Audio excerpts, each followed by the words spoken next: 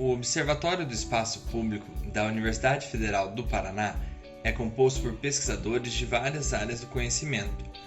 Nosso time abrange docentes e discentes da graduação e da pós-graduação. Os trabalhos se concentram no estudo das questões que emanam do espaço público, observando especialmente o cenário brasileiro e latino-americano.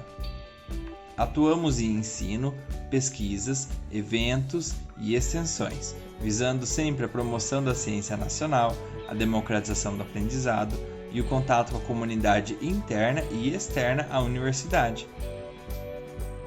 Quer saber mais sobre o Observatório do Espaço Público e estar por dentro do conteúdo que temos produzido? Siga o app em suas redes sociais e se inscreva em nossos canais. Observatório do Espaço Público.